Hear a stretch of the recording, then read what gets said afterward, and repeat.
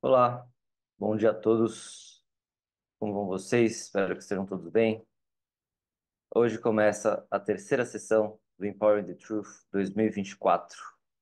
Depois de sessões com a Sanara, primeira sessão, depois, na semana passada, com a Jamile, hoje nós temos aqui como convidada a Priscila Pacheco, que vai falar um pouquinho sobre como a gente pode reforçar a confiança da audiência no nosso veículo, na nossa publicação, nas coisas que a gente faz em geral. Priscila vai trazer um enfoque interessante, principalmente tratando ali do jornalismo de soluções. É um tema que eu conheci, na verdade, em outra palestra da Priscila, acho que a gente estava falando até aqui antes do webinar, né, Priscila, uns 5 anos atrás, eu acho, antes da pandemia, ou seja, antes da Sim, pandemia, é tudo muito distante. vida é pré-pandemia. É, exatamente. E então vai ser bem legal tê-la aqui, acho que vocês vão gostar da aula dela. Lembrando, né, terceira das 4 sessões, que então a semana que vem é a nossa última, tá? E a partir da semana que vem, recadinho importante aí para o pessoal que quer saber do grant, do apoio, da mentoria, a partir da semana que vem, a partir da última sessão, a gente vai abrir as inscrições para os seus projetos, né? As inscrições vão ficar abertas até 25 de abril, ou seja, vai ter um mês aí, não precisa, nesses próximos 7 dias, ralar para fechar o projeto, para quem já começou a desenvolver, ou para quem ainda não tirou do campo das ideias, começar a escrevê-lo agora, assim, numa correria. Pode ir com calma, vai ter um mesinho, tá? E aí lá para maio, 15 de maio, mais ou menos, é quando a gente vai divulgar os selecionados, tá? Vamos lá, então, além desses recados básicos, o chat, como vocês já deram vários bons dias aqui, vocês sabem, já está aberto. Quem quiser participar, pode mandar sua pergunta por lá. Eu vou interpelando a Priscila quando achar necessário, para a gente não deixar tudo muito truncado, né? Então, se for uma pergunta que eu considerar que tem que parar ali, aquela hora para o assunto não se desenvolver muito, a gente ficar distante, eu gentilmente vou interrompê-la. E se for uma pergunta mais geral, eu vou deixar para o fim. Beleza, pessoal? Quem quiser também não usar o chat, por exemplo, por algum motivo, pode usar o Q&A aqui embaixo, perguntas e respostas, que dá tudo certo também. Priscila, tudo bom? Obrigado pelo aceite. Feliz em tê-la aqui Tudo conosco. bem. Eu que agradeço o convite e a confiança. Maravilha. Podemos começar? Bom, então vamos lá, né? Bom, é só para, antes de começar o nosso tema, me apresentar um pouco. Sou jornalista faz uns poucos anos. Sou cofundadora da Agência Mural de Jornalismo das Periferias. Não sei se vocês conhecem, mas ela tem atuação aqui nas periferias de São Paulo e Grande São Paulo, mas também tem desenvolvido programas de treinamento em outras cidades. Trabalhei como checadora de fatos no Aos Fatos por alguns anos, por 3 anos. Então, eu cobri a última eleição municipal, cobri a eleição nacional em 2022, cobri toda a pandemia, a parte mais crítica da pandemia, com foco em desinformação. E agora eu trabalho no Observatório do Clima. Meio ambiente sempre foi uma área que eu tive muita proximidade, sempre quis dar mais atenção a ela. E hoje, então, eu trabalho com foco em mudanças climáticas. A minha relação com o jornalismo de soluções, que é o tema que a gente vai abordar aqui, ela começou lá em meados de 2018, quando eu fui selecionada para um workshop da Fundação Gabo, em parceria com a Rede de Jornalismo de Soluções, que foi fundada nos Estados Unidos. E desde então eu tenho acompanhado o tema, eu já fiz matérias com foco em jornalismo de soluções, então já dei treinamentos. Então começou lá em 2018 e continua até hoje. Eu vou compartilhar aqui a tela com vocês para a gente começar.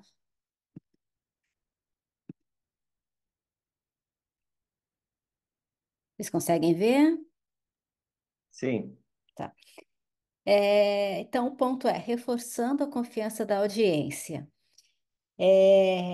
Acho que como tudo no jornalismo atualmente é bem desafiante, né? A gente vive um cenário de desconfiança, a gente vive um cenário de desinformação, ou de pessoas desanimadas, todo esse tipo de coisa. Então, é um desafio, mas é um desafio que a gente não pode largar de lado, que a gente precisa é, ver o que dá para fazer, o que dá para tentar. E aí, é, nesse assunto gigante, eu trouxe aqui para iniciar uma pesquisa que o Instituto Reuters publicou em setembro do ano passado, que chama O que a audiência diz querer em quatro países. E quais são esses quatro países? Brasil, Índia, Estados Unidos e Reino Unido. Foi uma pesquisa que eles fizeram acho que por uns 3 anos, eles conversaram com muita gente, foi qualitativa e quantitativa, e eles chegaram a quatro abordagens, de acordo com as entrevistas, quatro abordagens para construir a confiança. É óbvio que nenhuma das abordagens ela é 100% perfeita, sempre tem nuances, dependendo do público, dependendo do lugar. O primeiro tópico é sobre estratégias editoriais. Então, o que que as pessoas disseram? Elas querem mais atenção a pessoas comuns. Não é só autoridade, elas querem ver nas reportagens pessoas como elas, pessoas como nós. Também falaram sobre, e aí que aparece o nosso tema de hoje, jornalismo de soluções, porque foi mencionado é, que interessa uma cobertura com mais foco em soluções, ao invés de só abordar o problema, problema e problema. E também menos sensacionalismo e menos imprecisão. O segundo ponto, que foi bastante citado, é a transparência. Comunicar quais são as políticas da redação, reduzir os conflitos de interesses, reduzir os vieses. No relatório, a transparência, ela fica ali meio na corda bamba. Para algumas pessoas ela impacta bastante, para outras pessoas ela não importa. Aí vem a gestão, que é assegurar a independência jornalística e aprimorar a diversidade da equipe. É aquele negócio de termos menos redações brancas e masculinas, ter diversidade de gênero, de classe, de raça, tudo isso. E o quarto tópico foi o engajamento. Então, as pessoas querem que os veículos tenham iniciativas para que elas se sintam ouvidas, que elas se sintam representadas, que exista uma troca. Eu acho que esse tópico ele entra muito no que a Sanara falou no primeiro encontro, no que a Jamile falou no segundo e no que eu vou falar hoje, porque o jornalismo de soluções tem essa questão do diálogo aberto. Então, os temas se conectam, as coisas que foram ditas aqui com a pesquisa que foi feita, que foi publicada lá no ano passado pelo Instituto Reuters.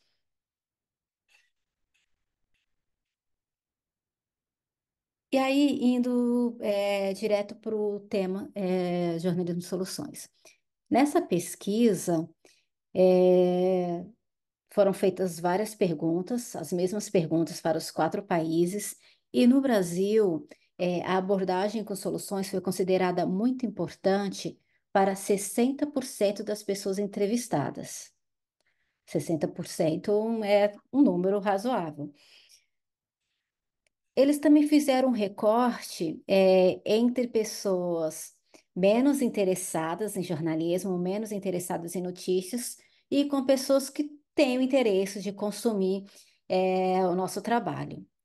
E o resultado foi esse: 55% das pessoas menos interessadas em notícias afirmaram que notícias, que trabalhos centrados em soluções são muito importantes. Já entre os interessados em notícias, o percentual salta para 67%. Então a gente pode ver que até quem não curte, quem está de saco cheio de jornalismo, não quer ler, não tem interesse, também é uma quantidade razoável que pensa que a gente precisa dar mais atenção para essa vertente do jornalismo.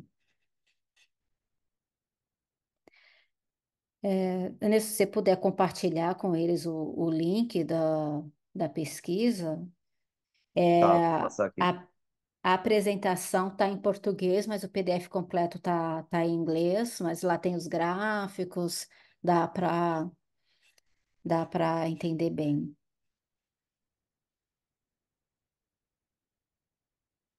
E aí, outra pesquisa, outro relatório que eu trouxe, também do Instituto Reuters, que é o relatório anual da instituição, o Digital News Report, que foi publicado em janeiro. Ele também citou a questão do jornalismo de soluções, e aqui o foco foi o público que evita notícias. E não é centrado só no Brasil, aqui vários países nesse relatório. São vários países daqui da América, América Latina, bastante na Europa, alguns na Ásia e no continente africano apenas acho que três ou quatro. Então, a partir de todo esse público, eles chegaram a esse resultado. 46% das pessoas entrevistadas em vários países, daquelas que evitam notícias. Então, 46% das pessoas que evitam notícias são mais propensas a dizer que estão interessadas em jornalismo baseado em soluções. E elas estão menos interessadas nas grandes histórias do dia. É óbvio que aqui a gente não quer dizer que não é para dar importância para histórias do dia. Não, porque jornalismo é olhar tudo, mas tentar diversificar a produção para atrair mais pessoas.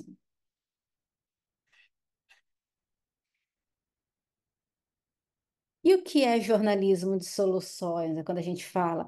Tem uma polêmica sobre ficar dando nome para as coisas, jornalismo de dados, jornalismo investigativo, jornalismo de soluções. No jornalismo investigativo já tinha essa encrenca, né? Que alguns falam, todo jornalismo tem que ser investigativo, não precisa de um nome. E é a mesma coisa no jornalismo de soluções, algumas pessoas ficam bravas. Não precisa ficar dando nome.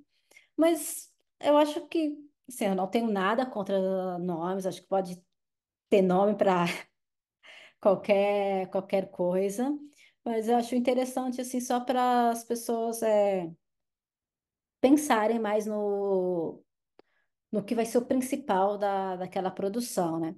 E jornalismo de soluções, a gente costuma dizer que ela é a cobertura rigorosa e baseada nas evidências das respostas a problemas. Então, é isso. Ele segue uma linha mais explicativa, questionadora e de incentivar o diálogo com o público. Então, ele puxa essa conversa. Quando eu estava escrevendo, acho que foi em 2020, bem no começo da pandemia, passei alguns meses escrevendo para o blog de jornalismo de soluções da Fundação Gabo. E eu entrevistei alguns jornalistas brasileiros sobre o trabalho com foco em jornalismo de soluções. E eram três mulheres e elas falaram sobre esse diálogo com o público. A Beatriz Jucá, por exemplo, tem até uma reportagem dela nos exemplos que eu vou mostrar sobre cisternas no sertão. Ela fez essa reportagem quando o El País Brasil existia. E ela contou que foi a reportagem que mais causou repercussão. Ela já trabalhava no El País há bastante tempo, tinha feito diversas outras reportagens super relevantes, mas essa sobre as cisternas, ela recebeu comentário no Twitter, recebeu comentário por e-mail, ela contou que as pessoas ficaram super interessadas e acharam legal uma coisa que para ela era óbvia, ela que é do Ceará, já conhecia bastante a história das cisternas. Para ela era uma história óbvia, para outras pessoas em outras partes do Brasil não tinha noção da importância do programa de cisternas, por exemplo. Então, essa matéria gerou bastante engajamento. Também conversei com a Naira Hofmeister, acho que é assim que se pronuncia, sobre o nome dela. A Naira, ela conversou comigo que ela queria se inscrever para uma bolsa de jornalismo de soluções da Fundação Gabo. E aí ela se inscreveu e ela ganhou essa bolsa. E aí eu a entrevistei depois da publicação da reportagem. Ela fez uma reportagem durante a pandemia que mostrava uma pesquisa da Universidade Federal de Pelotas, que era uma pesquisa bastante relevante para entender a disseminação do vírus da Covid no Brasil, mas que infelizmente foi boicotada pelo governo da época, na parte de financiamento, mas ela conseguiu mostrar os resultados daquela pesquisa da parte inicial, o que aquela pesquisa era capaz, o potencial dela. E a Naira, ela também contou, ela publicou no Matinal, que é um veículo local do Rio Grande do Sul, e ela também contou que foi uma matéria que gerou bastante engajamento das pessoas. As pessoas enviavam comentários com sentido de esperança, vendo que, pô, existia, naquela época existia pessoas capazes de tentar entender o que estava acontecendo. E aí, outro exemplo que também é do Rio Grande do Sul, eu conversei com a Marta, que é diretora executiva do grupo RBS, e na época eles tinham iniciado uma área de jornalismo de soluções na rede, então, era a produção de reportagens com esse foco na TV, na parte de rádio, na digital. E a Marta também contou sobre como que as pessoas, o público bem local ali do Rio Grande do Sul, como que elas começaram a interagir mais e a conversar mais com a redação. Então, acho que a gente tem aqui, a partir dos números do Instituto Reuters, que é parte da pesquisa, mas a gente também tem os relatos de jornalistas que perceberam esse interesse. Então, por isso que eu acho que é um tema importante para a gente dar espaço, né? Tentar colocar na nossa rotina. E é uma prática que a gente fornece, a gente tem que mostrar quais são as evidências daquela solução que a gente está mostrando. Então, a gente é muito importante essa parte da evidência, porque não pode ser uma intenção. Ah, aqui em São Paulo, grupos sociais ou a prefeitura, sei lá, algum grupo, tem a intenção de estar planejando um programa contra enchentes ou contra a falta de luz. É uma intenção, não. O projeto pode estar lindo, ter todos os tópicos bem explicados, mas não é uma pauta para jornalismo de soluções, porque é uma intenção, você ali ainda não tem resultado. É, e a gente, nessa prática, aponta as limitações, não é todo um mar de rosas. Não, tem ali a eficácia, tem que mostrar os resultados, mas também tem que mostrar as limitações daquilo. Então, quais são as características? Bom, a solução, ela é a protagonista da narrativa. Então, ela vai ser o fio condutor daquela reportagem. O jornalismo de soluções não é a solução lá no último parágrafo. Você fala de todo o problema, um monte de coisa, e aí só lá no finzinho você fala, existe isso de solução com esses resultados. Não, ela tem que estar costurada em toda a narrativa. E a gente precisa mostrar, não é uma reportagem superficial, é importante que a gente mostre os detalhes da implementação.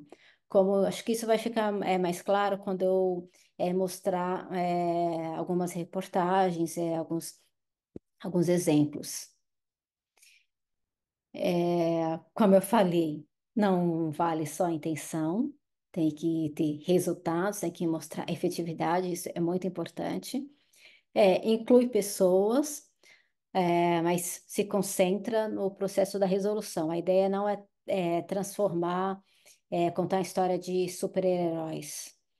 Ali o protagonista é a solução e aqui a gente não esconde o problema. O problema ele vai estar ali, mas aí ele vai estar entrelaçado com aquela solução. É muito importante também dizer que editorial, publicidade, aquelas matérias que, assim, no nosso meio pode ser fácil, a gente olhou, isso é editorial, mas para o público em geral, muita gente não consegue entender o que é uma editorial, o que é uma reportagem. Editorial não é jornalismo de soluções, não entra nisso, porque ele é uma publi. Então, isso também é bem importante deixar claro. E aí, quando que a gente busca uma história de soluções, né? Eu trouxe aqui algumas dúvidas frequentes, essas dúvidas a partir dos levantamentos da Rede de Jornalismo de Soluções e da Fundação Gabo. E a gente busca a história de soluções quando um problema é amplamente compartilhado. Pode ser amplamente compartilhado ali no seu bairro, se você faz produção, se você atinge um público hiperlocal, amplamente compartilhado na sua cidade, é um problema que abrange toda a cidade e essa solução ela está atingindo todo esse público e, e ela tem diferentes respostas para o caso e são as respostas que têm algum sucesso, têm alguma coisa para ensinar, não só o sucesso. Às vezes ela fracassou, mas ali no processo dela, alguma coisa tinha funcionado. Então, se ir para esse caminho é sempre bom mostrar o que funcionou e onde que o negócio deu errado. E aí as evidências pararam. Não é uma vertente do jornalismo que a gente vai conseguir fazer no dia a dia, na notícia de última hora.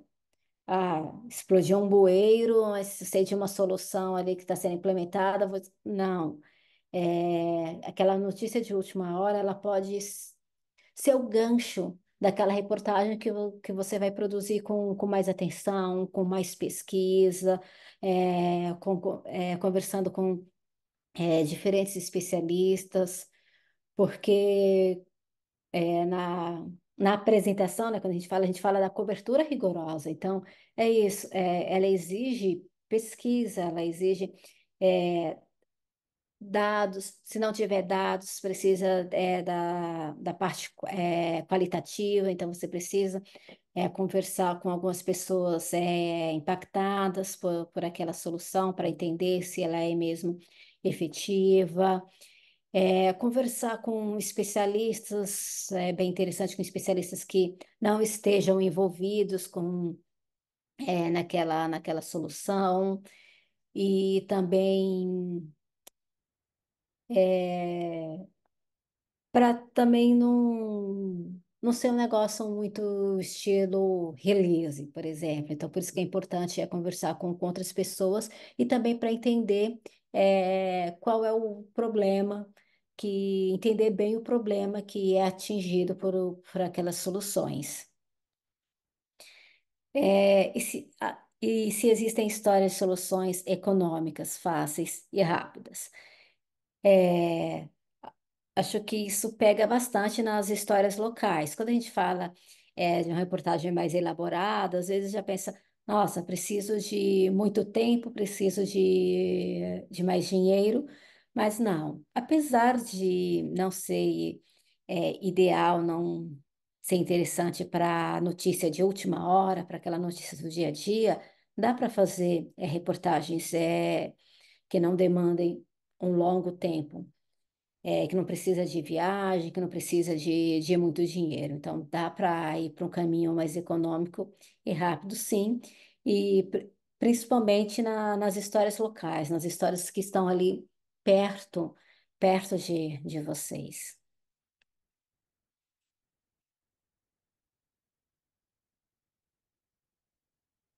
E aí, muitas vezes a gente pensa que para fazer uma reportagem já precisa ter uma ótima, uma solução perfeita, e não é esse o caminho, porque não existe solução perfeita.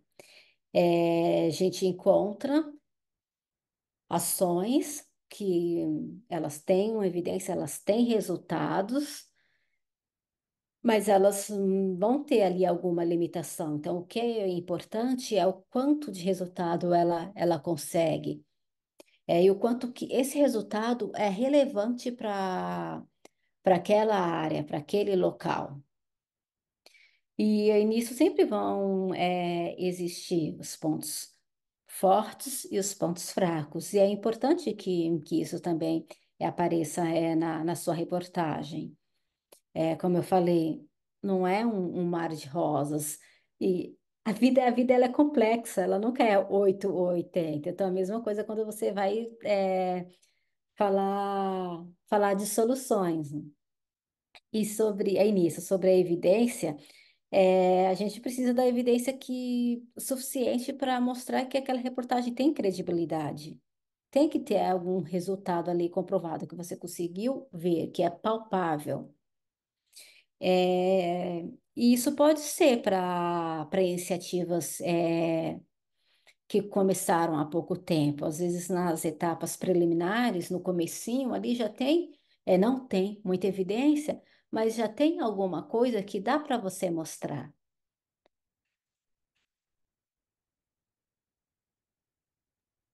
Priscila, Sim. para te dar um minutinho para tomar água, eu vou fazer uma pergunta, pode ser? Uhum, tá. Ali, quando você falou do Mar de Rosas, né, que não é o Mar de Rosas, me veio essa outra questão aqui que, não sei se você já ouviu antes ou não, mas quando a gente tenta trazer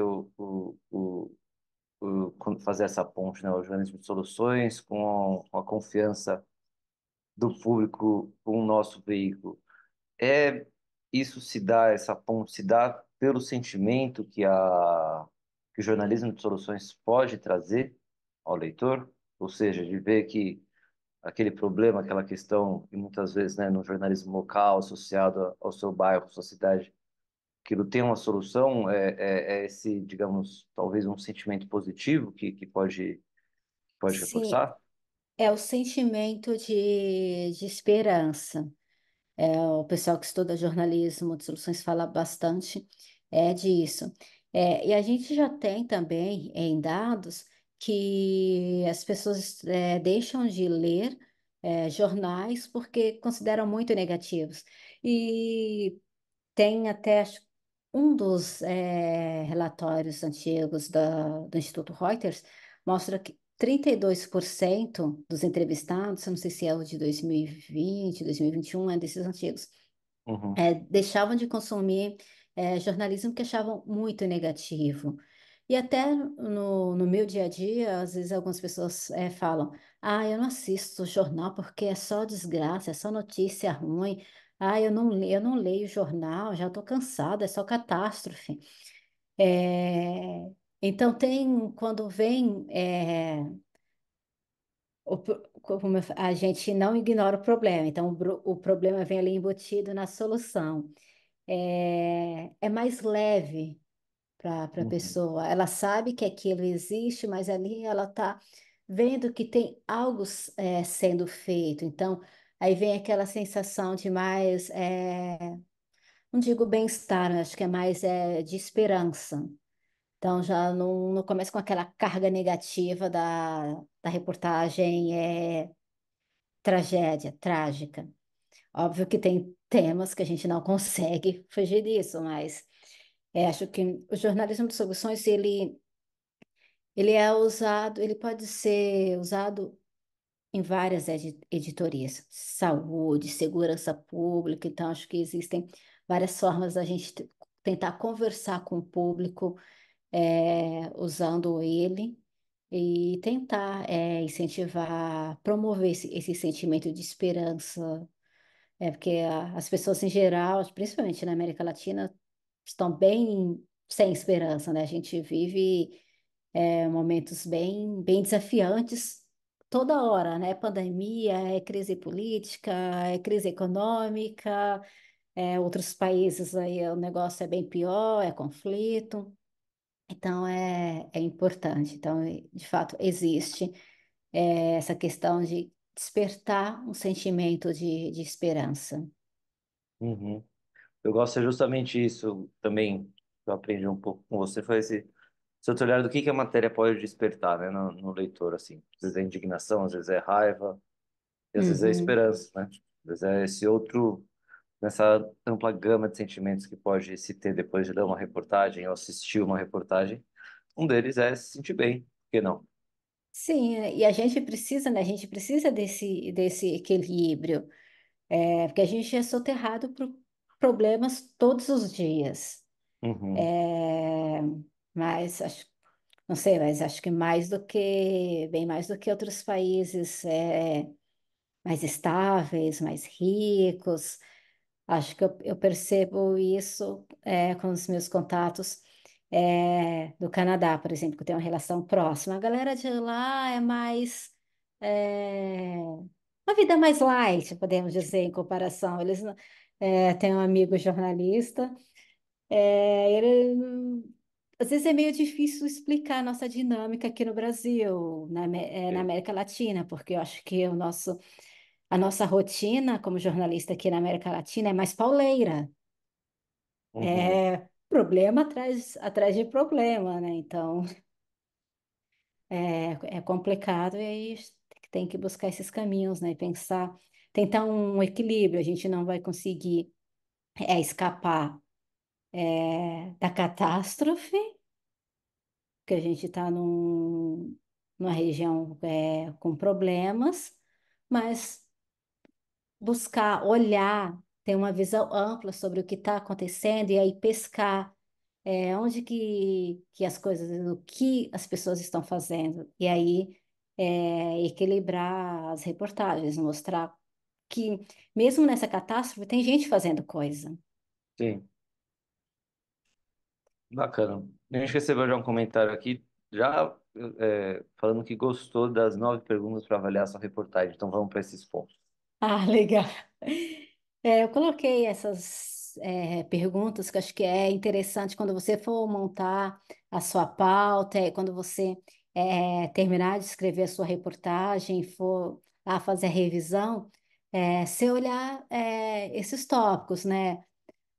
Ali o problema, as causas, ok. De novo, a solução, ela é o fio condutor da narrativa, da sua reportagem, escrita em vídeo. Ali, as causas do problema elas são explicadas? Você está dizendo o que que aquele negócio está tentando resolver ou minimizar o impacto? As pessoas elas precisam saber o que que é aquilo. Tá, estamos falando de cisterna. Para Beatriz era óbvio que o que era cisterna, mas um monte de gente, para mim também foi uma surpresa. Porque para mim também, às vezes a gente pensa que uma coisa é super óbvia e não é. Tá, mas o que que aquela cisterna representa? Explicar qual é o problema da seca. Ela explicou qual é o problema da seca naquela região. E aí você conseguiu mostrar o que que aquela cisterna, aquele programa de cisterna resolve, como que ele impacta o problema e como que foi o processo, como que ela funciona, quais são os detalhes, o que que ela faz. A pergunta 4 eu já adiantei, né? A resolução, você olhou ali, a solução é o foco da narrativa, é o fio condutor, ou você está dando mais força pro trágico? Tem as evidências, tem ali dado, ou se não é um tema que necessite de dados. Você conversou com pessoas, o número de pessoas é o suficiente que mostram que aquilo é importante, que aquilo tem relevância, que aquilo está funcionando?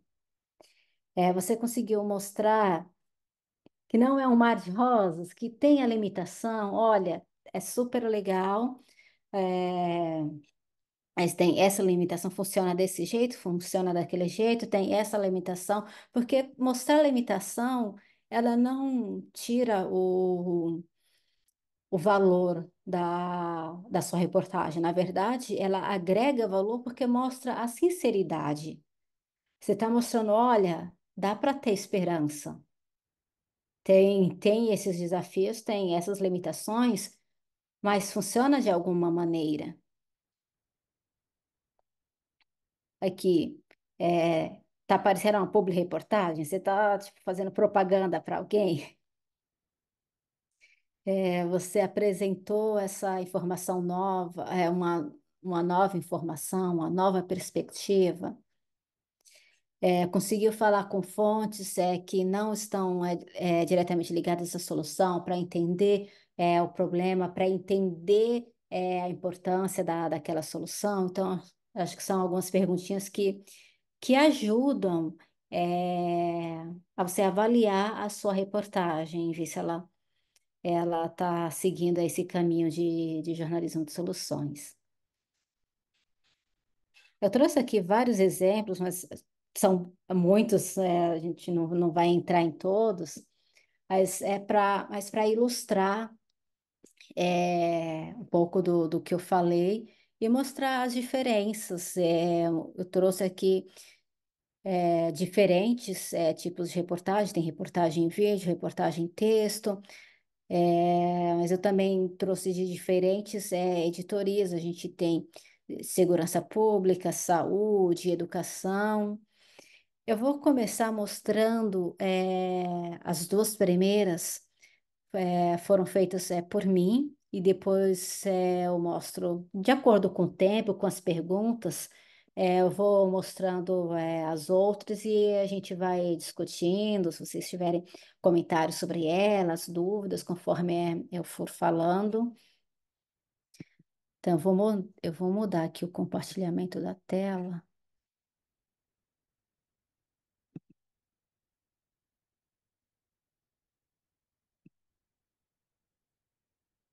Vocês estão vendo a tela da reportagem agora? Sim. Tá. Mães do Mangue, mulheres lideram um projeto para preservar a biodiversidade dos manguezais. Eu fiz essa reportagem no ano passado para o Plena Mata, e o que eu trouxe foi a história de uma rede formada por mulheres marisqueiras no Pará. E essa rede foi construída para fortalecer o trabalho dessas mulheres, para que elas tivessem mais contato entre elas, porque é uma área grande, né? São 12 reservas extrativistas. E aqui eu mostro um pouco sobre como que essas mulheres elas preservam o mangue, como o trabalho delas de conscientização. Deixa eu ir para a parte das fotos, que eu acho que fica melhor. O trabalho delas de conscientização é importante para a preservação do mangue, como que elas passam isso para as novas gerações e qual o impacto que isso tem trazido para proteger o mangue. E aí, nessa reportagem, eu mostro qual é a importância dos mangos. Eles são super importantes para capturar carbono, é importante para a questão climática. Se a gente destrói o mangue, vai ser um a menos para captar carbono, e além de ser um a menos para captar carbono, aquilo que está ali naquela lama vai ser, vai para a atmosfera. Então, é super importante. Aí eu trago essa questão. Descreva um pouco sobre os mangues no Brasil, qual é a área que a gente tem, onde essa parte do Pará é a parte mais preservada. Então, foi uma reportagem simples, que traz alguns dados sobre onde estão os mangues, sobre a rede. É, outra reportagem, deixa eu só fechar aqui.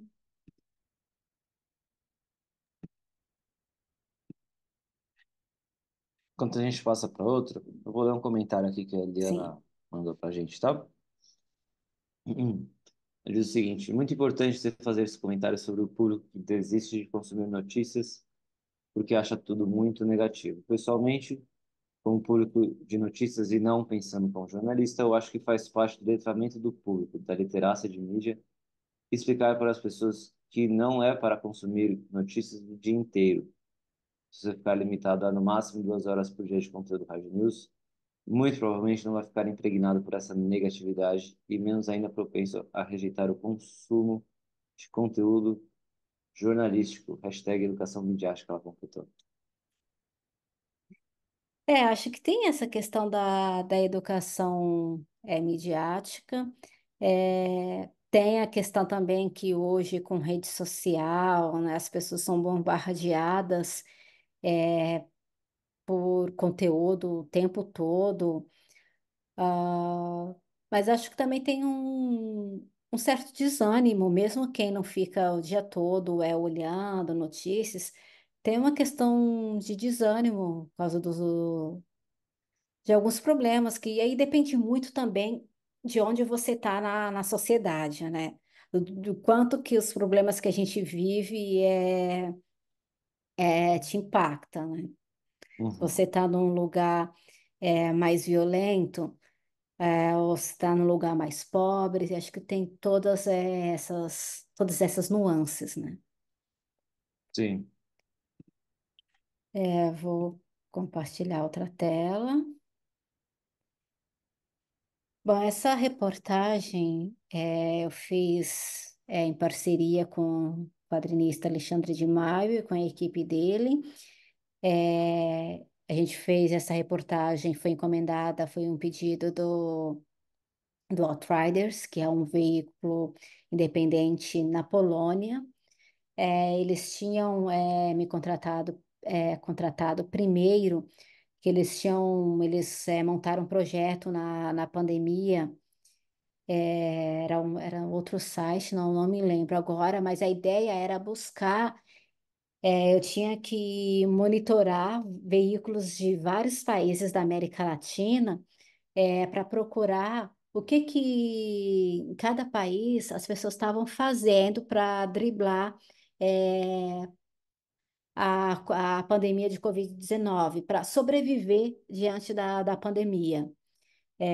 Então, todos os dias eu tinha que olhar vários sites de notícias.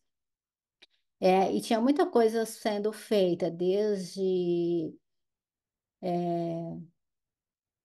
criação de aplicativo para orientação, isso foi antes da vacina. Coisas para as crianças continuarem estudando em comunidades indígenas no Peru, na Bolívia, todas essas coisas. E aí, entre as coisas que eu encontrei, eles ficaram interessados em três histórias para ampliar, porque naquele projeto era só um resuminho do que estava sendo feito. E a gente fez essa reportagem em quadrinhos que mostra um pouco o que em Paraisópolis estava sendo feito. Em Paraisópolis, em 2020, criou um projeto chamado Presidentes de Rua. Então, essas pessoas que moram em Paraisópolis, que conhecem bem as vielas, as pessoas, elas eram as presidentes, cada parte tinha uma presidente, e elas passavam orientações para as pessoas, orientações sobre o uso de máscara, sobre higienização, via as necessidades, foi 2020, quando o negócio estava bem complicado, via a questão da fome, tudo isso, era um monitoramento e tinha resultados, tá? As pessoas mostravam o engajamento da população sendo conscientizada. A gente, deixa eu caminhar um pouco aqui, fez um negócio. Isso também é para mostrar que a gente pode usar diversos formatos. Aquela primeira reportagem era texto e foto. Essa daqui a gente já foi para um negócio mais trabalhoso. esse daqui custou mais caro do que o outro, não custou, não teve praticamente custo em comparação a isso, né? Então depende muito do. Opa, vocês estão escutando? Não. Estou te escutando, mas se tem algum som na É que ele matéria. começou, ele começou a falar de repente. Tá, eu vou tirar o fone porque tem algumas partes que tem som, aí vocês escutam também, porque a gente fez essa reportagem com os desenhos que o Alexandre de Maio e a equipe dele fez, e aí em alguns momentos aparece a voz Uhum. dos entrevistados, né? A gente foi a Paraisópolis, então é um negócio mais, podemos dizer, multimídia. Aí em Paraisópolis já era outra pegada, um pouco parecida com Paraisópolis, mas sem essa ideia dos presidentes de rua. Então, foi uma parceria entre a Associação de Moradores de Heliópolis com o sistema público, Nossa, fugiu o nome do programa, dos agentes de saúde, do programa Saúde da Família. Então, eles fizeram ali. E até junto com o médico aqui, eles é, foi bem mais próximo com o poder público, porque o médico ele subiu no caminhão que eles conseguiram e saía por Heliópolis falando no megafone. E tinha resultado em número, em dados? Não tinha, mas você tinha o qualitativo, você tinha as pessoas. O resultado da conscientização das pessoas. Então, aí a gente apresenta um pouco o território, apresenta o que era feito.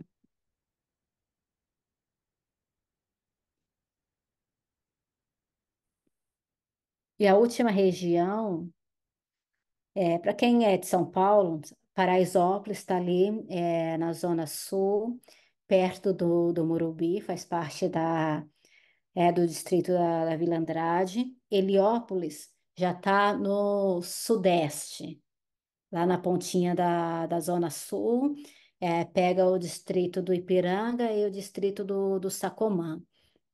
São as duas maiores favelas de São Paulo.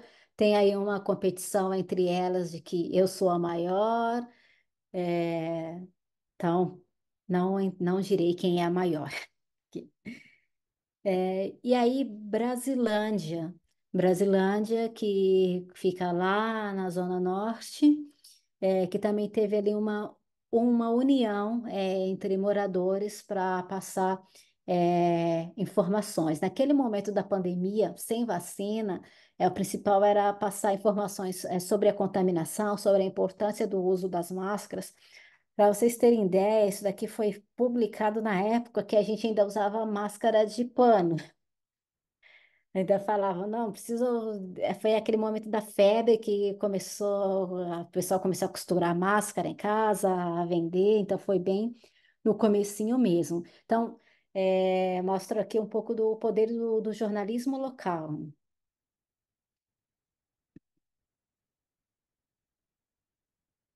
Nesse caso, teve protesto porque um hospital da Brasilândia, né, tinha parte sem funcionar e o governo estava demorando para liberar.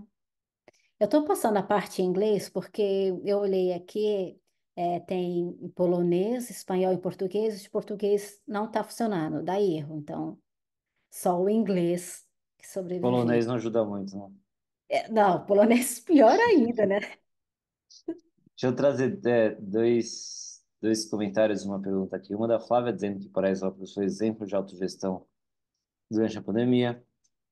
E outro que eu acho bem pertinente dali da Oroz, me perdoe se pronunciei errado seu sobrenome, que ela diz o seguinte: com esses perfis e veículos que, ao tentar fazer jornalismo de soluções, acabam caindo em um quê de assistencialismo e transferem um pouco do sensacionalismo das más notícias para o tom assistencialista, ou tratando os personagens das fontes, né, como guerreiros.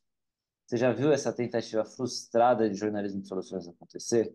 E eu, agora completando isso, como evitar para não cair nesse assistencialismo, nessa coisa meio efusiva da ação individual, que no fim talvez não sirva para todos. Acho que é bem fácil a gente cair nesse balaio. Então, acho que uma forma de não cair é tendo uma diversidade de vozes, é tendo uma diversidade de ações e mostrando como que elas se completam. Naquele caso de Paraisópolis, por exemplo, não vou negar que tinha parte assistencialista. Quando os presidentes de rua visitavam as casas, iam explicar as coisas sobre contaminação e viam as necessidades, tinha ali a entrega de cesta básica, de marmita, a mesma coisa em Heliópolis. Mas qual foi a questão para essa reportagem? Não, todas essas iniciativas tinham alguma coisa assistencialista. É não puxar por isso. Então, a gente aqui puxou pelo conjunto de ações. Paraisópolis, essa era essa questão da autogestão, da união, da formação de pessoas que moram naquele lugar para conversar com os vizinhos. E essa pessoa fazia várias coisas, então, desde a educação até a ver quais eram as necessidades. E aí, em Heliópolis, a gente puxou por essa união da sociedade civil com o poder público, com a UBS local, como que esses dois grupos se juntaram para transmitir informação para as pessoas e tentar evitar uma maior contaminação. Quando a gente vai para Brasilândia, a gente puxa aqui como que quais foram os recursos que as pessoas, que esse grupo da sociedade civil usou para dialogar com as pessoas. Então, a gente, acho que o ponto de encontro entre as três iniciativas foi puxar pelo diálogo com a população. Então, tem ali a parte da ajuda com cesta básica, ela aparece aqui nessa figura que está mostrando, tem até aqui dando uma máscara, mas não é ela é ali uma sementinha, um pontinho nesse grupo todo, né? Então, acho que é olhar o todo e puxar para outros aspectos das iniciativas. Sim, não ficar vangloriando só uma única Isso. iniciativa, né? Exato. E aí também entra naquilo de mostrar quais são as limitações, né? Sim, Mas sim, acho que essencial. isso ajuda bastante. Aí a Aline completou aqui, né, dizendo que legal ver uma reportagem desse formato. A Adriana Souza também, fantástica combinação entre conteúdo e design na reportagem do Covid. E o Simão traz uma pergunta aqui, bom, não sei dizer, vamos ver aqui se você sabe. Qual foi o nível de participação das rádios comunitárias locais nessas reportagens na Brasilândia, Paraisópolis e Heliópolis, zonas que eu conheço bem? Ou estes não foram chamados? E o que o movimento hip hop fez? Simão Rossi pergunta. É, Paraisópolis não teve, eu desconheço alguma relação com a rádio local. Heliópolis, a UNAS, que é a organização social principal de Heliópolis, eles têm a rádio de Heliópolis, que acho que é a primeira rádio comunitária que conseguiu a concessão. Eles têm uma história longa e uma história bem interessante. A rádio participou, então ela tinha ali é, a participação na parte de transmitir as informações pelo rádio. E aqui na Brasilândia, algumas pessoas desse grupo, da sociedade civil, fazem parte faziam, não sei se ainda fazem, da Rádio Cantareira.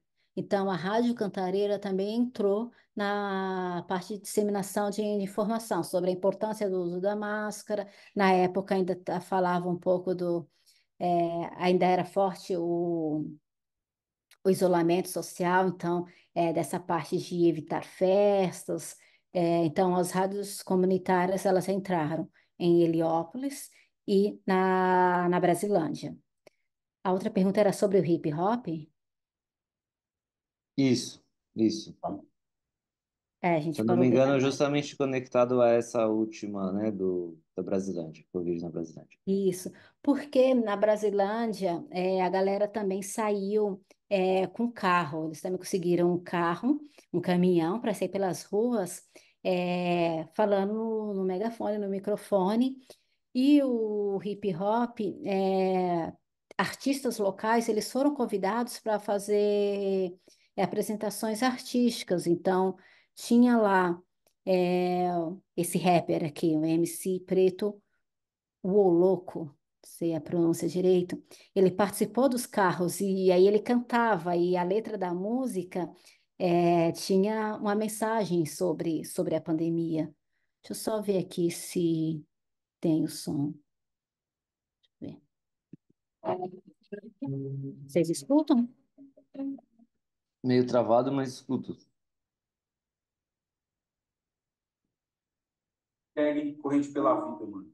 Conscientização, fique em casa. Ok, se possível, fique em casa, mas se for sair na rua, não esqueça de usar máscara, álcool gel, evite tocar a face e faça o seu papel, até que esse vírus passe e que passe bem longe de todos. Essa fase tá hard de ser louco, sem auxílio, sem troco, sem toque na mão do outro, sem baile, sem bololô. Por favor, uma coisa longe do outro. A gente sente saudade de ser eterno. Periferia já tem pouco, fortaleza muito pouco. São atrasados barracos de madeira. Os acham que é besteira aí, o sempre fui. A pandemia não é brincadeira, ainda bem que existe o SUS. No particular, só aqui entre nós me fala. Hospital particular nem injeção na testa de graça. Posto que nós paga, fortalece mama. Vamos ficar em casa para cuidar de quem nós ama. Teste para Covid, mas se precisa de remédio, não duvide. Se possível, fortalece o médico. Enfermeiro, todos correndo por nós. Os reais vingadores, obrigado, meus heróis. Correm o risco, por isso o rap ressalta. Tem aglomeração, hashtag fica em casa. Hashtag fica em casa, mas se for sair na rua, não esqueça de usar máscara. Hashtag fica em casa, mas se for sair na rua, não esqueça de usar máscara. Não esqueça de usar máscara, porque não pode. Você que junto nós é mais forte. Na zona. Então, o som é horrível, né? A qualidade do som, mas não sei se vocês conseguiram entender, mas Sim. ali na letra desse rapper, ele fala sobre o uso da máscara, se for sair, usa máscara, evite aglomeração, e ele faz ali uma defesa do SUS, da Uhum. importância do SUS, do AMA. Então, Brasilândia teve essa conexão muito forte com os artistas locais, e aí desde ir para a rua, no caminhão, até fazer videozinhos para as redes sociais. Deixa eu ver. Então, eles trabalharam bastante com música. Ah, teve aqui esse grupo vou mostrar rapidinho, esse grupo da UBS que fez uma paródia de evidências, com foco na pandemia.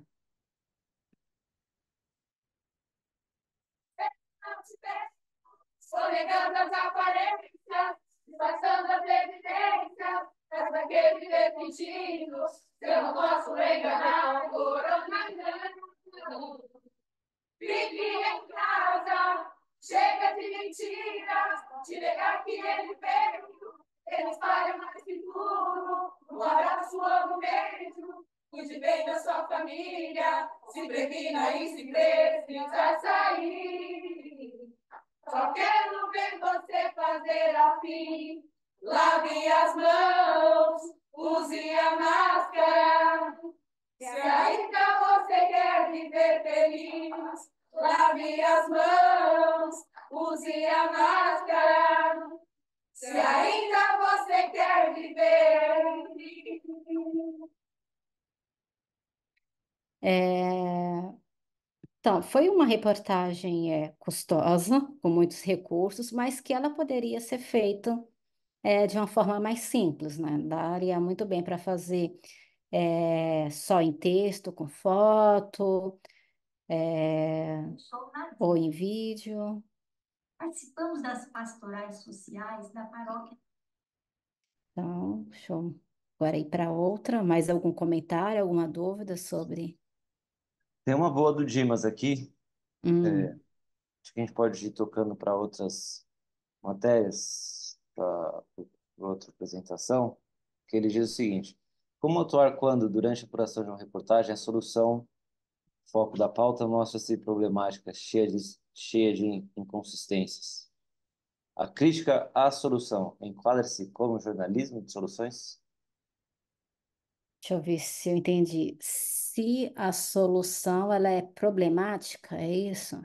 Isso, eu acho, e eu aqui complementando da minha parte, pelo que eu entendi, seria se um caso das limitações que você disse que a gente tem que apresentar, elas se mostram tantas que a solução, na verdade, é problemática, cheia de inconsistências. Isso, a crítica à solução pode ser considerada um jornalismo de soluções? Eu acho que se a gente só tem só limitação, a limitação ela é maior, eu acho que ela entra mais no campo da denúncia do que do jornalismo de soluções. Ela Uhum. entra acho que É, a pauta cai, né? Ou faz isso é, uma, ou a pauta cai, acha porque, outra abordagem, ou a pauta exato, cai. ou outras iniciativas que são mais que têm as suas limitações normais de qualquer iniciativa, mas que não seja problemática. Acho que ela não entra, dependendo do que for, vai para a linha de denúncia ou então cai mesmo. Uhum. Podemos seguir, então? Tá, vou seguir para outras coisas. Vou ver qual que eu mostro agora.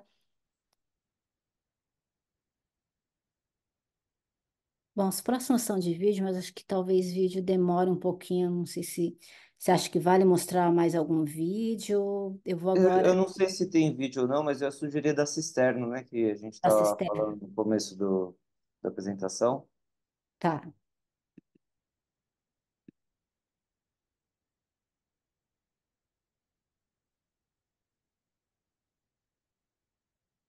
deixa eu compartilhar aqui. Tá.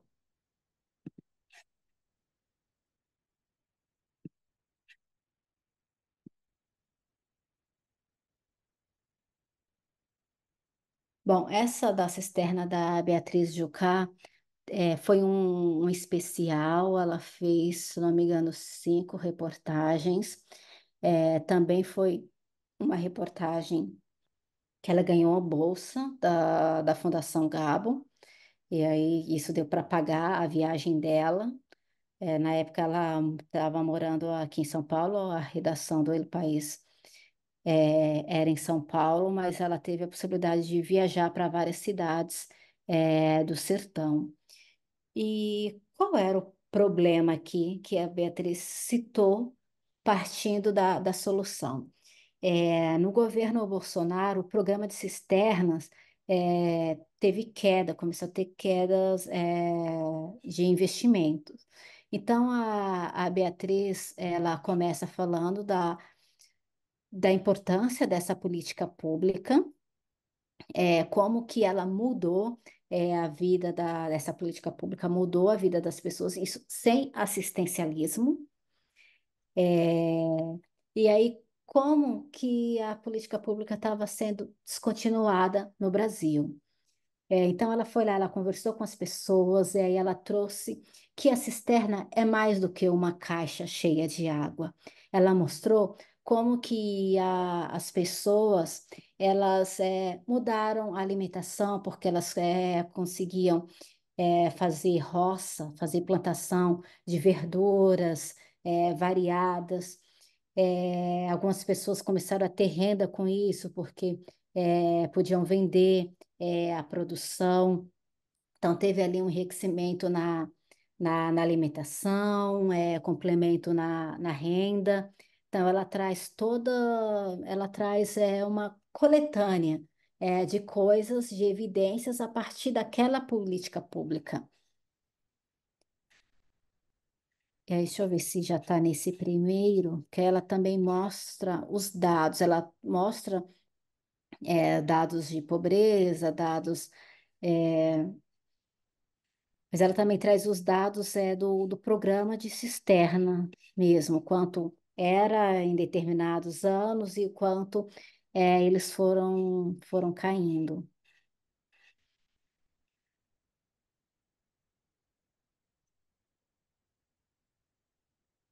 aqui. Ela traz a construção de cisternas pelo governo federal, tem a cisterna de água de beber e a água para produzir, são cisternas diferentes, para produzir uma maior e águas na escola, e aí vem a linha. É bem pouquinho lá em 2003, e depois vem baixo, aumenta, cai de novo. E aí, 2013, 2014, a gente tem os maiores números. 2013 acho que lidera com 111,5 mil. E aí depois vai caindo ainda no governo Dilma, no Temer cai, e aí chega no primeiro ano do governo Bolsonaro bem baixinho. Então, mostra aqui uma queda em diferentes governos com o menor número no anterior. Porque que aqui 2003 é pouquinho, mas é porque era bem o comecinho. Então, ela traz esses dados, ela mostra que o programa de cisternas, ele foi referência em alguns países africanos, teve um contato para mostrar como que o projeto foi implementado, para ser implementado lá também. Não lembro qual é o país agora, mas cai naquela questão de que a gente falou, é, essa solução ela pode ser implementada em diferentes lugares, como que ela pode ser implementada? Óbvio que precisa de mudanças para se adequar a cada região. Então ela traz isso. E ela conversou com bastante gente, e a evidência, além dos números, além dos dados do número de cisternas, as evidências são o que as pessoas conseguiram fazer. Então, a horta, a mudança na alimentação ao longo dos anos, é um conjunto de fatores. Aqui também ela trouxe, lá era no gráfico acima, era o número de cisternas. Aqui ela trouxe a parte de dinheiro, né? Quanto que era investido e como foram as quedas. Ela também fala um pouco sobre a dificuldade de conseguir os dados.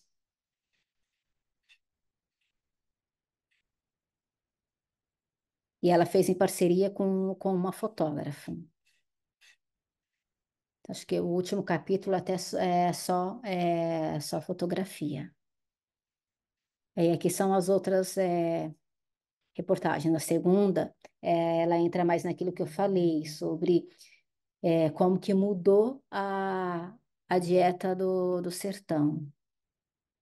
Deixa eu abrir aqui. Mudou para vocês a reportagem? Entrou na da dieta? Sim.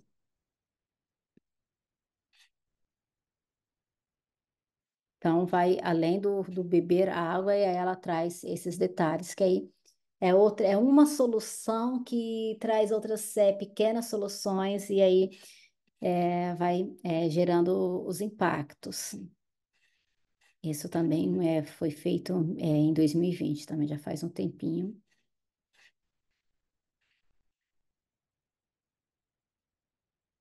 Então, essa das cisternas é isso. Acho que é uma reportagem, uma série de reportagens bem legal, que trouxe um panorama completo dessa política pública.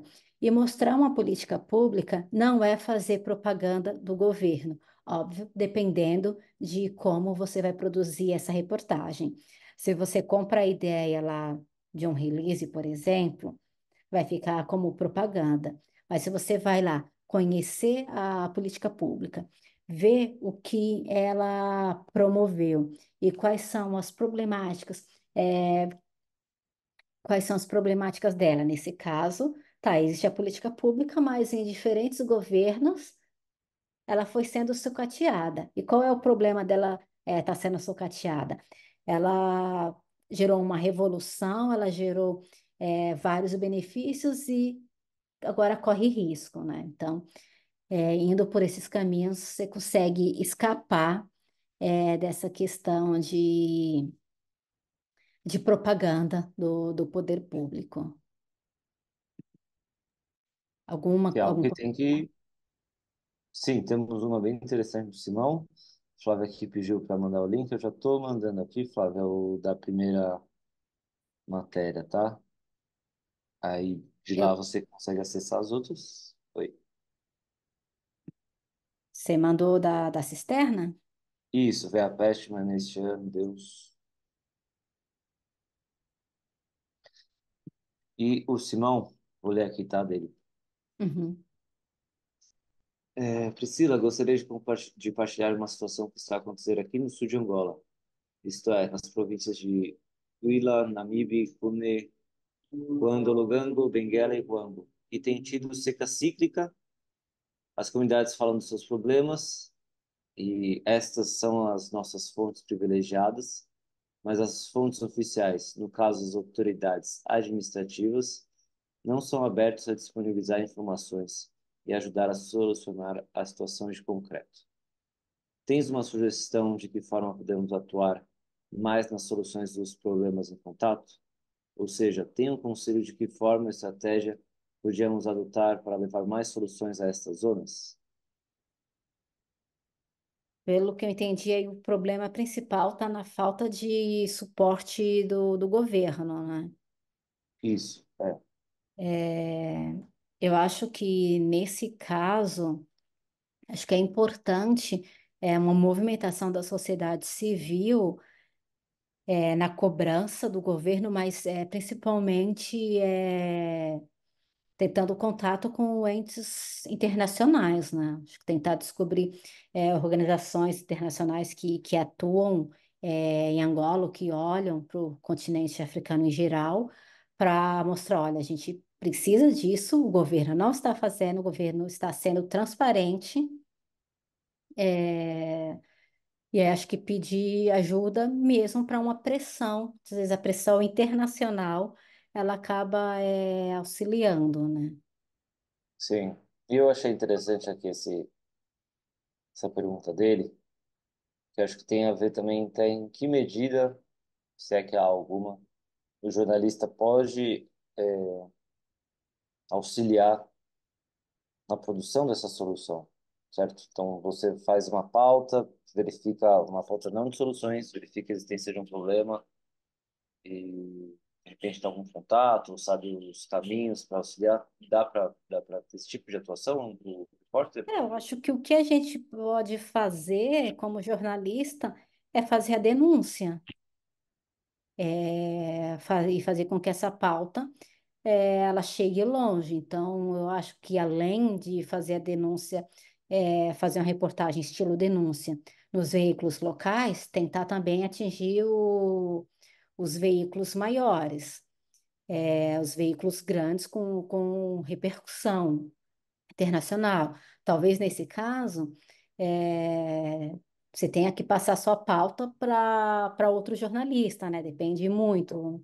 A gente sabe que algumas mídias são mais fechadas para fazer trabalho em parceria. O ideal é que seja feito em parceria, essa relação transnacional, internacional.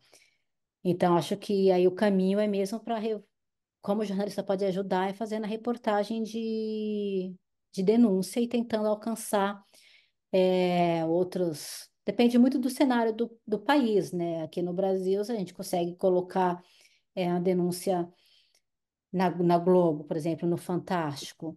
Acho que foi nesse domingo ou no outro que teve a denúncia dos problemas dos hospitais federais no Rio de Janeiro.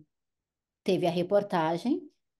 Essa semana já o Ministério da Saúde já começou a exonerar os envolvidos. Ali houve uma movimentação, porque a Globo tem uma força. Teve coisa também até na mídia alternativa, Intercept conseguiu feitos, agência pública também, então depende muito do país e da força do veículo desse país. Uhum. E eu acho que aí, dependendo, se não há tanta força dentro do país como aqui no Brasil a gente tem, essa tentativa de partir, tentar dar mais força para que no cenário internacional seja visto, né? Uhum. E ele trouxe um complemento agora bem interessante. Ele disse: porque, na verdade, os membros das comunidades, quando veem os jornalistas, pensam que somos também a solução imediata dos problemas concretos. Acho que isso é muito comum no mundo todo, né? Eu lembro que a Jamile comentou semana passada, né, de uma professora que entrou em contato com ela para fazer uma denúncia, que a escola da filha estava sem professor há bastante tempo, e a Jamile teve que explicou para ela qual era o processo do trabalho de um jornalista. Ela falou: olha, eu preciso de outros pais para entrevistar, para conversar, eu preciso eh, entrar em contato com a Secretaria Municipal de Educação. Então, acho que sempre as pessoas vão pensar que a gente vai salvar o mundo e não está nas nossas mãos salvar o mundo, a gente não consegue. Então, acho que entra esse negócio de explicar qual é o nosso trabalho e qual é a nossa limitação. Tipo, eu consigo fazer isso. Eu consigo fazer uma reportagem, para fazer essa reportagem, eu preciso falar com X, Y pessoas, eu preciso checar informações, eu vou fazer essa denúncia. Mas não tem como eu garantir um resultado. Acho que é muito importante ser sincero, não tem como eu garantir um resultado. Uhum. Isso É, relaciona com a transparência, né? Daqueles 4 pontos ali do começo da sua isso, apresentação, né? É a própria exato. transparência do processo. Não sei se é o caso do Simão, mas assim, se você trabalha num veículo que aquela comunidade de repente ouve, lê, assiste, você ser transparente um pouco dos seus processos pode, reforçar essa confiança. Saber que Hum, tá, tudo bem, ele não vai ser a solução dos nossos problemas, mas sei por que que ele não vai ser a solução dos nossos problemas, né? Qual que é o papel dele ali? exato, né? Saber qual é a limitação, até onde o jornalista pode chegar. Sim. Então, acho que é essa parte, né, da transparência, da comunicação, né, de explicar, de conversar. Quando chega na comunidade, explicar, é isso que eu posso fazer. Tipo, sou um jornalista, não Uhum. colocar bem, deixar bem claro qual é o nosso lugar na sociedade, né? Sim. Temos mais coisa? Sim, a gente tem mais reportagens. Tá. Enquanto você vai preparando aí, vou abrir aqui, pessoal, peço por favor para vocês responderem uma enquete, a mesma que eu pedi para vocês responderem nas outras 2 sessões, também responder nessa, tá? Lembrando que eu não compartilho em público os resultados das respostas, então podem ficar tranquilos nesse sentido. Vocês devem ver na tela de vocês agora, enquete sentido número 1, 5 perguntinhas, né, para avaliar. A quarta, de fato, é uma pergunta, né? Que aí você tem que escrever um pouquinho, mas as outras 5 são sim ou não, ou selecione de 1 a 5. E, Priscila, enquanto a gente está aqui na nossa reta final da apresentação, jornalismo de soluções só fala de notícia boa? Não, porque a gente vai. O problema ele não vai ser ocultado. Então, ele é uma prática que vai trazer mais esperança, ele vai mostrar ali a solução, o que pode ser feito, tem essa sensação de esperança, mas o problema vai tá ali. O que a gente tem é que vai estar equilibrado, a gente não parte do negativo e só fala. problema. Então, acho que não dá para dizer que é só notícia boa. Não, a gente está apresentando coisas com resultados que podem, que estão auxiliando alguma coisa. É interessante que a reportagem que eu escolhi agora fala sobre da parte de segurança pública. Então, a gente tem ali um tema delicado, mas ali tem uma sementinha, tipo, é uma esperança, as coisas podem mudar. Já posso compartilhar, o pessoal ainda está respondendo. Tá respondendo, mas a gente consegue compartilhar. Aí mesmo assim, Tá, né? Uma coisa não atrapalha a outra. Vou dar mais um minutinho aqui, tá, pessoal? vou só tomar mais um pouco de água e eu já compartilho. Tá. A, a Aline Silva pergunta em relação à lista de presença. Aline, a lista de presença eu mesmo pego depois a partir de quem acessou ou não o webinar, tá? Então fiquem tranquilos em relação a isso. A gente pega a lista de todas as pessoas que se registraram e aí depois, ao término dessa sessão, eu pego a lista que eu tenho dividido quem participou, né? Não só se inscreveu, mas quem esteve e quem não esteve. O Ítalo traz aqui uma pergunta, vamos lá. Quando o problema é causado principalmente por ineficiência do governo, a história pode abordar as iniciativas populares de mitigação, solução e a mobilização popular para que o governo implemente soluções de maior impacto? A limitação pode ser a própria ineficiência do governo? Sim, sim. Inclusive, naquele exemplo que eu mostrei da reportagem em quadrinhos, ali a iniciativa é popular, são das pessoas.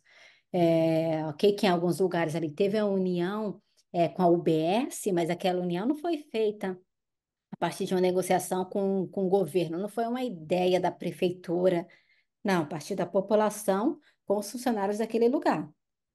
É, E aí, na Brasilândia teve bastante protesto contra o governo. Por quê? Porque tinha um hospital na Brasilândia que tinha sido inaugurado, mas uma parte gigante do hospital ainda estava fechada e precisava de leito.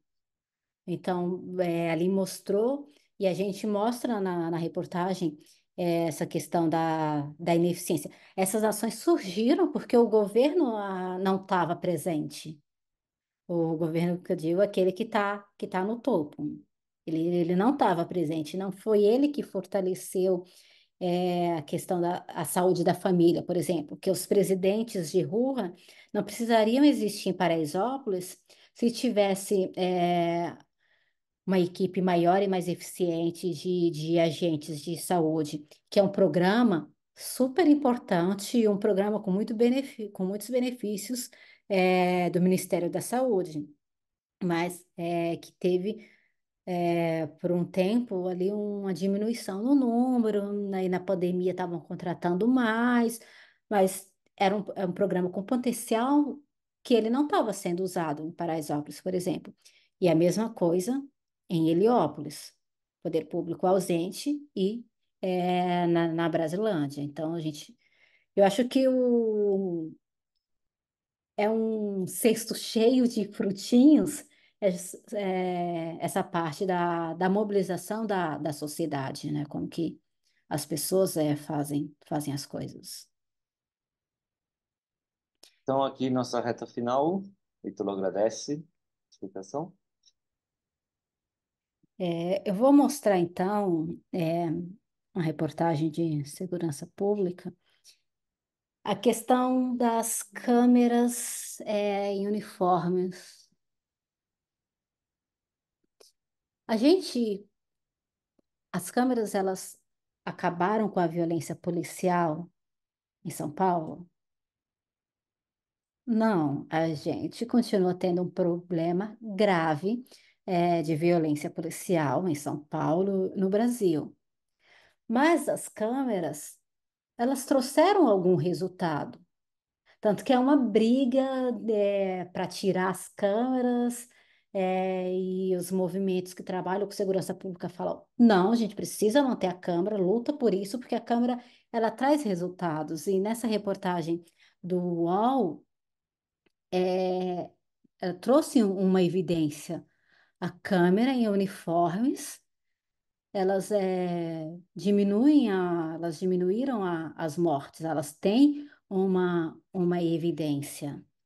Então, essa questão, não existe solução perfeita, mas existem coisas que são feitas para ir trilhando esse caminho. Talvez não seja na nossa geração que a gente veja uma polícia é, que a gente não sinta medo, principalmente nós, pessoas negras. Mas aqui tem um caminho traçado, tem alguma coisa sendo feita. E a mesma questão, vou compartilhar rapidinho só outras que trazem essa discussão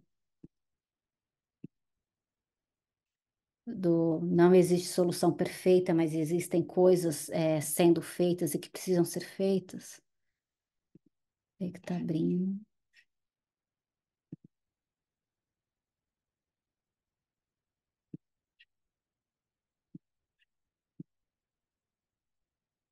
Essa reportagem da TV Brasil, ela traz a questão da violência doméstica e ela apresentou diversas pequenas iniciativas que contribuem de alguma forma para essa questão da violência. De novo, a violência doméstica é um problema sério no Brasil, é um problema gigantesco e o Brasil está caminhando muito devagar nessa questão. A gente vê os problemas de feminicídio, todo esse tipo de coisa. Mas a gente teve um avanço com a Lei Maria da Penha. Então, essa reportagem, ela cita a Lei Maria da Penha, e aí ela traz os grupos de apoios, que acho que o foco foi Brasília, sobre grupos que passam informações para as mulheres. Então, esses grupos de apoio, eles tiveram algum resultado, porque mulheres que não sabiam dos direitos, não conheciam a lei, não sabiam que era violência psicológica, violência patrimonial, tiveram informação, então conseguiram sair de um cenário de violência. Não é uma solução que vai resolver toda a questão da violência doméstica, porque entra diversas vertentes, né? Tem ação do poder público que precisa ser feita, tem ação do setor de justiça, tem a questão da educação também, né? Como que a gente muda toda a educação, essa questão do machismo, da masculinidade tóxica, então é uma coisa gigante, mas ali tem um recorte que a gente dá para trabalhar. E aí, de novo, entra na questão de olhar ao redor e ver o que está sendo feito, né? Deixa eu Pri- ver. Priscila, Sim, você tem mais alguma matéria para mostrar, algo para mostrar para gente ir se encaminhando? acho que a gente pode encerrar, a não ser que alguém queira ver mais alguma coisa, assim, eu tenho outros temas, eu posso mostrar mais algumas, se tiver algum. Vou falar aqui os temas que eu tenho, se alguém tiver algum interesse, eu posso mostrar rapidinho, só para. Tá. Enquanto isso, eu vou passar por dois comentários, perguntas aqui. Outro do Simão. Ele Tá. diz o seguinte: para mim, o futuro do jornalismo está nas comunidades. As grandes cidades só têm histórias de política, economia, histórias que impactam diretamente a vida de pessoas que estão nas comunidades. Mas para um país que não tem esses suportes de rádio comunitária ou imprensa comunitária local, isso muda o cenário da nossa intervenção. Estou certo, Priscila? Total, né? Precisa de apoio. Mas eu acho que o que pode ser visto são os programas dessas instituições que apoiam iniciativas, né? Que aqui no Brasil, por exemplo, a maioria desses projetos, eles conseguem dinheiro de instituições internacionais, né? Essa é uma realidade. A agência Moral mesmo, na época que eu estava lá, a gente se virava sem dinheiro, então cada um tinha o seu emprego, mas quando a gente conseguiu financiamento para trabalhar lá mesmo, veio da Open Society. É, tem gente, acho que tem bastante instituição, acho que aí tem que procurar as instituições que financiam o jornalismo em Angola, por exemplo, que Uhum. entram, ou às vezes tá genérico África e tentar puxar para o país, né? Acho que é a única forma, mas é aquela dificuldade sempre vai ter que estar captando isso. É a vida de todo mundo que trabalha com jornalismo alternativo, porque hum, mesmo em países ricos, o jornalismo tem pouco investimento. Nos Estados Unidos, no Canadá, vários veículos alternativos fecharam as portas. Então, é esse caminho árduo de sempre ficar de olho em edital, em financiamento por períodos, por projetos, esse tipo de coisa, né? Sim. A Adriana completa aqui, dizendo que durante a pandemia você participou de uma aula com os alunos dela na faculdade em Uberlândia, disse que foi de marcante. Por causa disso, passou a estudar e entender melhor o jornalismo de soluções. Te agradece demais por todo o aprendizado. Assim Ai, que como, legal, é mesmo, eu dei essa aula foi online. assim como o Simão também agradece. A Eliana também disse que nunca tinha ouvido falar em jornalismo de soluções. O Pedro, nosso última pergunta aqui, do Pedro, uma pergunta um pouco geral, mas vou tentar trazer, vamos ver se a gente consegue trabalhar nisso para fechar. Que inovação ou solução para jornalismo num contexto de intimidação e coação? Explicando, né? O Pedro, assim como o Simão, são de Angola. Pedro sai de Angola, né? Então existe esse outro contexto de cerceamento à mídia e à imprensa. Uhum. Acho que eu não entendi muito bem a questão. Sim, se ele estiver conosco aqui, peço para esclarecer. Mas eu acredito que há espaço, né, para encontrar soluções mesmo num contexto de cerceamento à imprensa. Sim, acho que agora eu entendi melhor. Sim, porque eu acho que acho que uma vantagem do jornalismo de soluções é porque ela vai mostrar coisas, só que ela vai provocar menos a ira do que uma denúncia. Então, se existem coisas sendo feitas em Angola, acho que você consegue fazer jornalismo na vertente de jornalismo de soluções, que acho que ela provoca menos essa ira, né? Porque eu não conheço tanto o cenário de Angola, né? Acho que tudo tem que ser feito, ser avaliado com bastante cautela, porque você vai mostrar a solução, mas você também vai mostrar o problema. Então, qual é o peso daquele problema, quem ele pode provocar? Então, como que eu posso falar daquilo sem me autocensurar, Uhum. mas também sem arrumar uma grande encrenca que me coloque em risco, né? Acho que é um cenário mais delicado, que precisa ser avaliado caso a caso. Saber pesar os riscos, né, que a gente corre. Exato. Ok, pessoal, a Fernanda e o Simão aqui pedem seu contato. Priscila, você tem para quem quiser falar com você, e-mail. Sim, eu passo aqui para.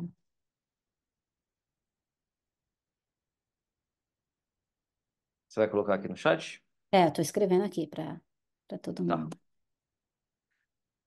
Então, pessoal, enquanto a Priscila coloca aqui o e-mail dela, agradeço demais a participação de vocês. Terceira sessão do Empower the Truth. Semana que vem, o e-mail já está aqui. Vocês podem ver, priscilapacheco.jora@gmail.com. Para o Pedro, para o Simão e para a Fernanda, que é professora de jornalismo da UNB. Disse que adoraria te chamar para participar de uma aula.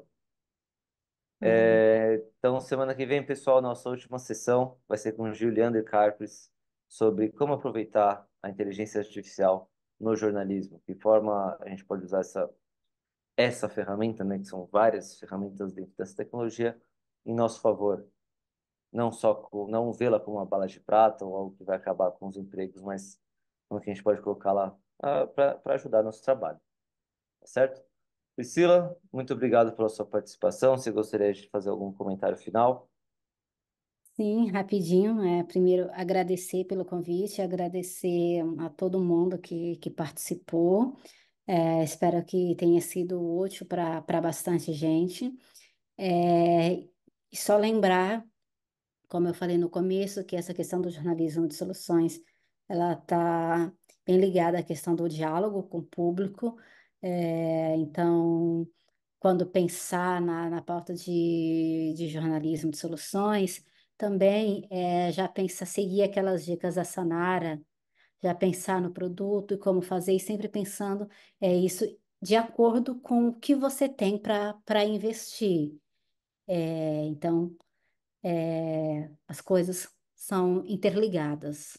Então, segue Uhum, na pauta, mas sempre planejando essa questão do diálogo com o público, que é super importante. Acho que as dicas da Sanara, as orientações dela foram ótimas e complementam o que eu falei, assim como o que a Jamile, se alguém perdeu as duas primeiras aulas, que a Jamile falou sobre conhecer o público, sobre fazer pesquisa, conversar também é super importante, né? Acho que a confiança do público não existe uma solução mágica e são coisas complementares. E sempre ter o pé no chão. A gente nunca vai conseguir o 100%, mas a gente precisa lutar para que os percentuais aumentem, os percentuais de confiança. É isso. uhum. Isso aí. Pessoal, estou vendo aqui mais algumas perguntas da gravação, do PDF, da apresentação. Eu mandei um e-mail recentemente para quem se inscreveu nas duas primeiras aulas. Mandei, acho que foi na segunda, na terça, o link para as duas sessões, tá? Para a gravação das duas primeiras sessões. E eu vou mandar agora o da Priscila também, junto com os outros dois links, porque eu acho que a Aline não conseguiu também.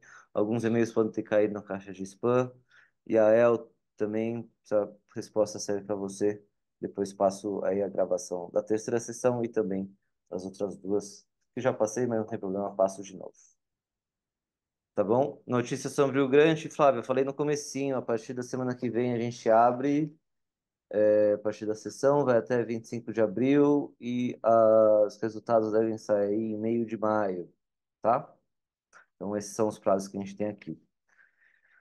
Pessoal, muito obrigado, Priscila, muito obrigado a todos vocês que participaram, mandando perguntas, comentários, foi um papo bem legal. Agradeço vocês e até a semana que vem. Valeu, Priscila. Tchau, tchau, gente. Tchau, gente.